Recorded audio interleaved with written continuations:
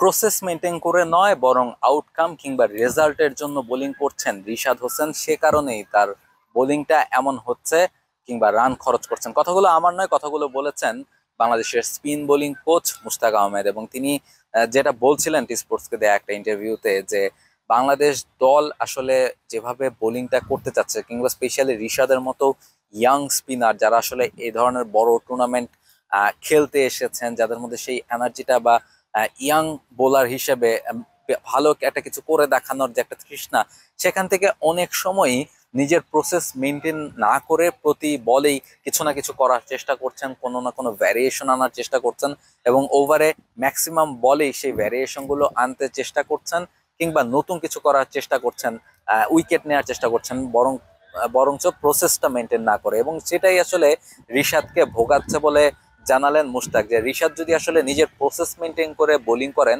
তাহলে হয়তো বা তিনি এমনিতেই উইকেট পাবেন বা এমনিতেই তার বোলিংটা ভালো হবে।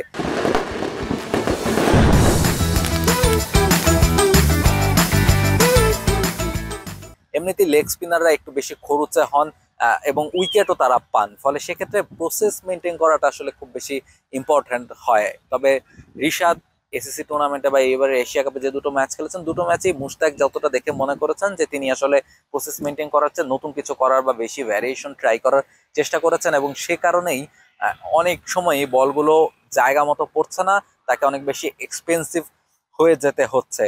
প্রথম ম্যাচেও কিন্তু 31 রান দিয়ে দুটো উইকেট পেয়েছিলেন রিশাদ, তবে প্রথম দুটো ওভারে বেশ এক্সপেন্সিভ ছিলেন, পরে ডেথ ওভারে গিয়ে তিনি সেটা পুষিয়ে দিয়েছেন, খানিকটা উইকেট পেয়েছেন হংকং এর এগেনস্টে।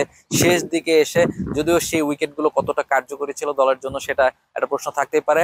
অন্যদিকে শ্রীলঙ্কার বিপক্ষে যে বড় ম্যাচ, সেই ম্যাচে কিন্তু একেবারেই ভালো পারফর্ম করতে পারেননি তিনি। মাত্র একটা ওভারেই তাকে দিয়ে বোলিং করাতে পেরেছেন ক্যাপ্টেন এবং সেই ওভারে 18টা রান তিনি খরচ করে ফেলেছেন, কোনো উইকেট পাননি।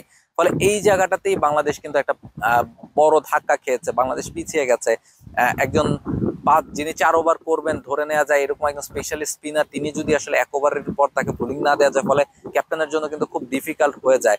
ফলে সেই জায়গাটাতে আফগানিস্তানের বিপক্ষে ম্যাচের আগে মুশতাক কিন্তু সেই কথাটা রিশাদকে জানিয়ে দিয়েছেন যে নিজের প্রসেসটা মেনটেন করে তিনি যেন বোলিং করেন যদি একাদশে সুযোগ পান।